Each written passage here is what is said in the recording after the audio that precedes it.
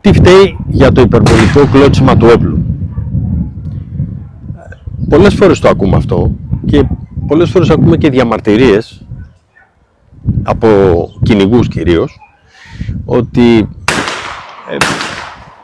αυτά τα φυσίγγια κλωτσάνε υπερβολικά, δεν μπορώ να ρίξω με το όπλο μου πολλά φυσίγγια γιατί με κουράζει.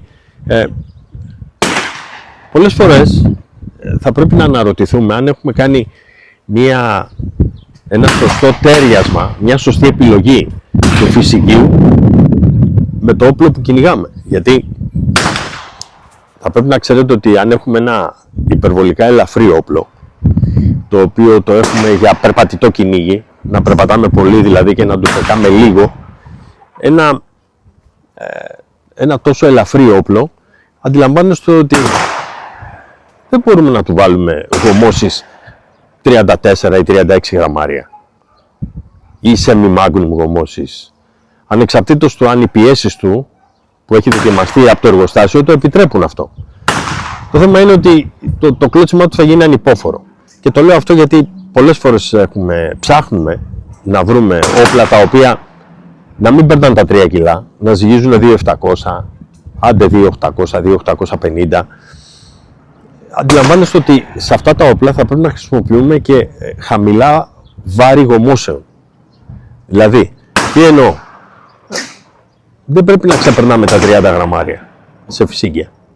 Και το λέω αυτό γιατί να ξέρετε ότι η ιδανική γόμωση σε ένα όπλο, για να μην μας κουράζει στην τουφεκιά του, είναι το βάρος γόμωσης των σκαγίων που θα χρησιμοποιήσουμε στα φυσίγγια μας να είναι 96 φορές κάτω το βάρος του όπλου. Αυτό είναι το ιδανικό.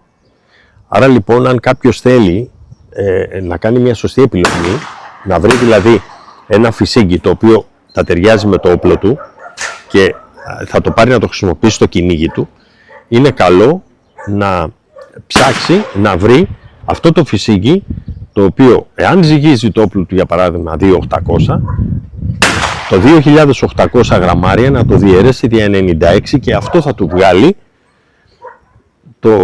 την ιδανική γόμωση των σκαγίων στο φυσίγγι που θα χρησιμοποιεί. Είναι μια σημαντική παράμετρος αυτή, την οποία πρέπει να τη λάβουμε υπόψη μας. Βέβαια ίσχυε περισσότερο σε δίκανα αυτό και σε σούπερποζέ, αλλά και στις καραμπίνες δεν είναι αμεληταίο. Είναι καλό να το λάβετε υπόψη σας και να το εφαρμόζετε και στις καραμπίνες αυτό. Γιατί σήμερα, όπως βλέπουμε, έχουμε καραμπίνες οι οποίες είναι πάρα πολύ ελαφριές. Φυσικά στο θέμα του κλωτσίματος υπάρχουν και άλλοι παράγοντες, όπως είναι η διαστάση του κοντακίου, όπως είναι η κλίση του πέλματος, το pitch, να μας ταιριάζει το όπλο στο σωματότυπο μας, αλλά εξαιρώντας αυτούς τους παράγοντες και πάμε στο τέριασμα του όπλου με το φυσίγγι, να ξέρετε ότι είναι σπουδαίο το φυσίγγι που θα επιλέξουμε, εφόσον το όπλο μας είναι πολύ ελαφρύ και η γόμωση του φυσιγγίου να είναι αντίστοιχα ελαφριά, στο κυνήγι δηλαδή που θα κάνουμε. Να ξέρετε ότι το να εξελισσόμαστε σε αυτό που αγαπάμε θα μας κάνει όλο και καλύτερους.